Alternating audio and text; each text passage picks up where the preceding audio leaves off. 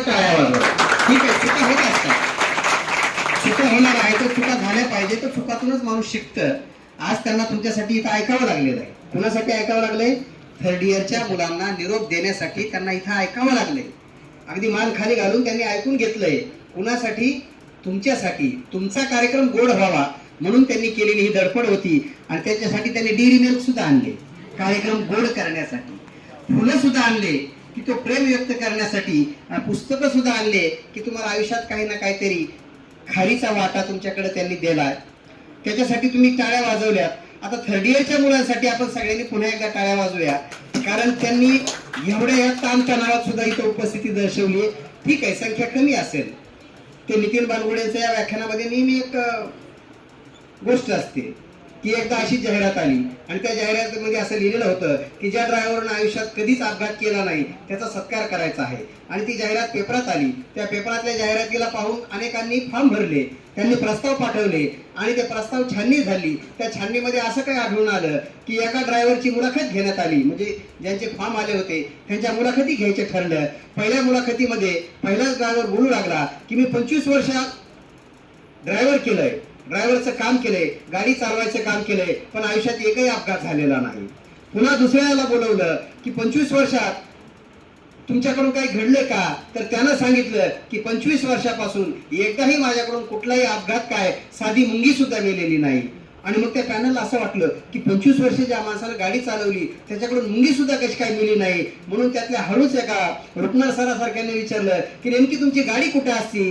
त्यावेळी सांगितलं की जशी गाडी घेतली तशी ती शोरूम मधून आणली आणि घरी पार्क करून लावलेली आहे. आता ज्याची गाडीच रस्त्यावर आलेली नाही तर त्याच्या गाडीला अपघात व्हायचं काही कारण नाही. तसं ज्यांनी याच्यात इन्व्हॉल्व झाले नाहीत, ज्यांनी इथं काही धडपडच केली नाही, त्याच्यामुळं हा कार्यक्रम ज्यांनी चालवलाय त्यांना धडका बसल्या. आजच्या ज्या काही धडका बसलेत ना ते त्यांना बसल्यात. तेच आज रक्तभंबाळ झालेत, तेच आज अपमानित झालेत. कोणासाठी झालेत? तर आमच्या थर्ड इयरच्या बंधू आणि भगिनींना शुभेच्छा देण्यासाठी. खरं तर तुम्ही त्यांचं नंतर सांत्वन करा. त्यांनी जी काही केलेली धडपड आहे आणि वरून त्यांनीच पुन्हा खाल्ल्याला, हा, तर त्यांचं कौतुक यासाठी करा. आता कालपर्यंत आपल्याकडे कसं असतं, जसं आता त्या परमेश्वरनं सांगितलं की मला सगळ्यात जगातलं भंगार कॉलेज हे वाटलं होतं. साहजिक आहे वाटणं, भंगार कॉलेज वाटणं साहजिक आहे. कारण जो पहिल्या दिवशी कॉलेजमध्ये येणार आहे त्याला जर इथं आल्याच्या नंतर जर बॅड फिलिंग होत असेल, त्याच्या वाट्याला जर असे म्हणजे अनंत अडचणी येणार असतील तर त्याला ते कॉलेज नक्कीच भंगार वाटेल. हेच काय, कुठलंही कॉलेज भंगार वाटेल. पण ज्यावेळी तुम्ही कॉलेजमध्ये येता आणि कॉलेजमध्ये आल्याच्या नंतर प्रत्येक डिपार्टमेंटला गेल्याच्या नंतर मग तुम्हाला कळलं असेल अरे हे कॉलेज भंगार नाही, हे परिसाचं कॉलेज आहे. इथं प्रत्येक डिपार्टमेंटमध्ये बसलेला माणूस हा परीस आहे आणि त्या परिसाचा स्पर्श झाला म्हणून इथे जे काही बोललेत ना ते सगळे परिसाचा स्पर्श झालेले लेकर आहेत. मला सुद्धा नेहमी वाटायचं की हे कॉलेज लय भंगार आहे. आणि आज सुद्धा मला कॉलेज बद्दल कधी कधी राग येतो. राग याच्यासाठी येतो की टेक्निकल गोष्टीमध्ये आपण बऱ्याच जणीच अडचण नाही. मुलाखत म्हणजे परमिशन घेण्यासाठीच आपल्याला शेवटच्या दिवसापर्यंत वाट पाहावं लागलेली आहे. मुलांचा कार्यक्रम आहे, फार काय वाईट होणार नाही, पण परमिशन घेण्यासाठी शेवटच्या दिवसापर्यंत वाट पाहावी लागली. आणि त्या परमिशन घेण्यामध्येच कार्यक्रम गाभडला. कार्यक्रम गाभडलं कळते का? हा, ज्याची 9 महिने पूर्ण झालेत त्याची डिलिव्हरी, पण त्याचे 9 महिने पूर्ण नाही झाले तो आधीच झाला की त्याला गाभडणं म्हणतात. तसा हा कार्यक्रम 9 महिने पूर्णच होऊ दिला नाही. शेवटच्या दिवशी 5 वाजता त्यांना परमिशन मिळाली. त्याच्यामुळे त्यांच्या मार्गदर्शकांना सुद्धा याची खबर नाही. त्याच्यामुळे कार्यक्रमाचं नियोजन व्हायचं कारण नाही. त्याच्यानंतर सुट्टी आली पुन्हा. त्याच्यामुळे ते त्यांच्या घरी, हे यांच्या घरी, सत्कार मूर्ती आपल्या घरी, नियोजन करणारे आपापल्या घरी, कुणालाच मेळ लागला नाही. कार्यक्रम खूप छान आहे, खूप सुंदर आहे, खूप नियोजन केलंय. पण त्यात सूत्रसंचालकाकडूनही काही गडबडी होत असतात.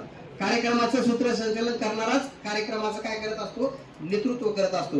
आणि ज्याला सूत्रसंचालन करायचंय त्यालाच जर कार्यक्रम काय आहे हे जर माहित नसेल तर कार्यक्रमाचा कसा बोऱ्यावा असतो त्याचं हे आजचं हे उदाहरण आहे.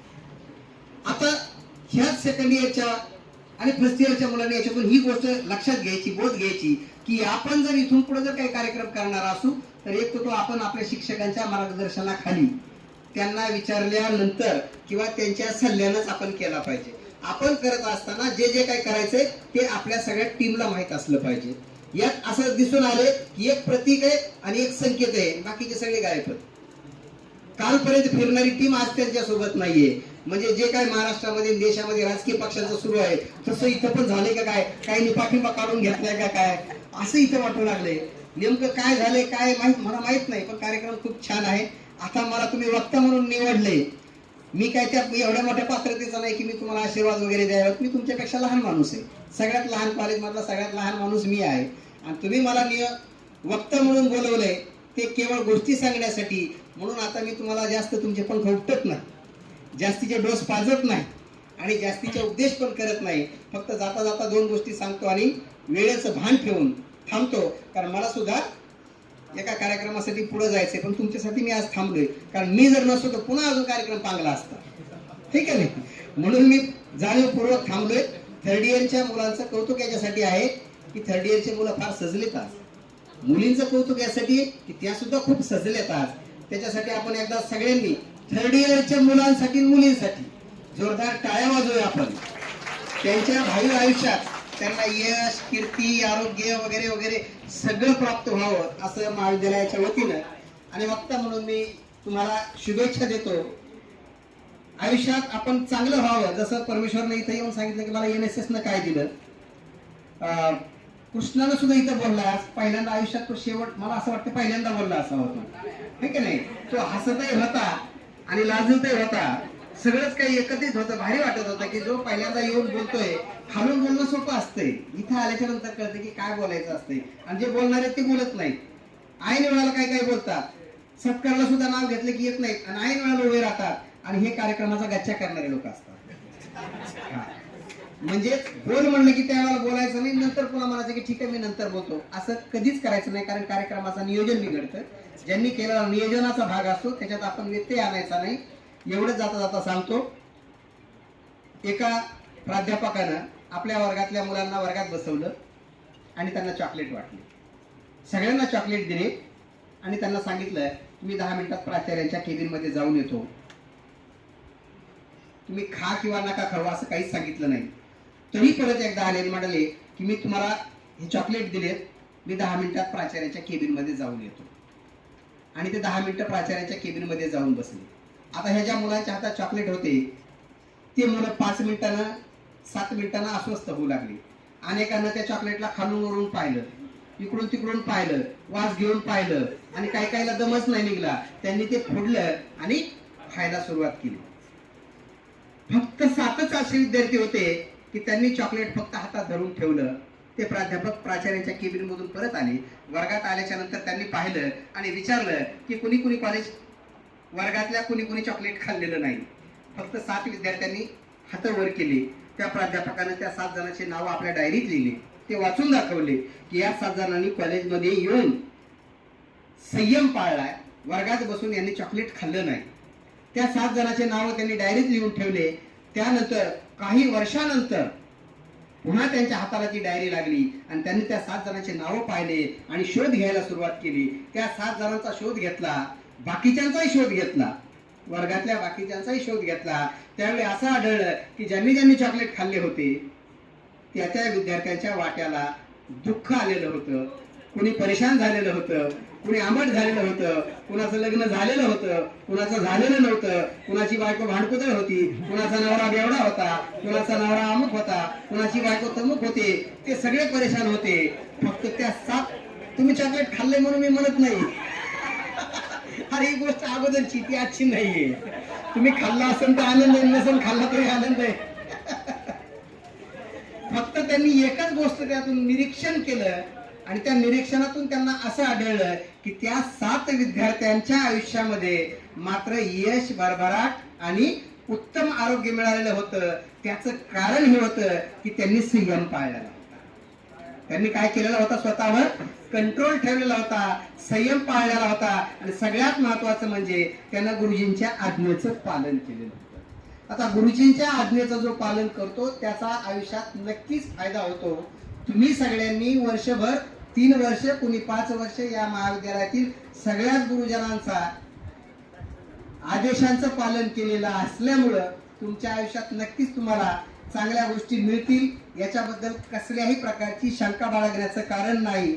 जसं परमेश्वराने सांगितलं, परमेश्वराने सांगितलं की त्याला NSS न काय दिलं. NSS खूप देतं, सांस्कृतिक खूप देतं, त्याच्यानंतर तो ग्रीन क्लब खूप देतो, त्याच्यानंतर कमवा आणि शिका खूप देतं. सगळेच डिपार्टमेंट खूप आपापल्या पद्धतीने देण्याचा प्रयत्न करतात. सगळ्यांनीच तुम्हाला भरभरून दिलेलं आहे. तुमची जुळणी फक्त आता भरली का नाही, फाटकी का कशी ते तपासायचं आता आलंय उद्यापासून, आहे का नाही. 2 तारखेपासून सुरू होणाऱ्या परीक्षेसाठी तुम्हाला सगळ्यांना खूप खूप शुभेच्छा देतो. आणि जाताना शेवटची एक गोष्ट सांगतो आणि मी माझी जागा घेतो. पुढच्या कार्यक्रमासाठी फक्त इथं तुमचे मार्गदर्शकच उपस्थित असतील, आम्ही बाकी सगळे इथून निघून जाऊ. जे काय तुम्ही खायला वगैरे जे आणलेलं असेल ते सगळ्यांना माझं भाषण झाल्याच्या नंतर द्यावं एवढीच विनंती करतो. जाताना शेवटची एक गोष्ट सांगतो. एक आश्रम होता, त्या आश्रमात एक असे डेंजर गुरु होते, ज्यांच्या डोळ्याची भीती वाटते ना तुम्हाला, असे गुरु दमानच नुसत्या काही काही मुलांना घाम फुटायचा. त्यांच्या आश्रमातल्या त्या मुलांचं शिक्षण पूर्ण झालं आणि 3rd इयर सारखे ते असेच समारोपाच्या कार्यक्रमाला उपस्थित आहे. आता कार्यक्रम समारोपाचा होता, सेटअपचा होता, निरोपाचा होता. सगळ्या मुलांना त्यांनी वर्गामध्ये बसवलं आणि एक आदेश दिला की तुम्ही सगळ्यांनी पुन्हा ग्राउंडवर चला.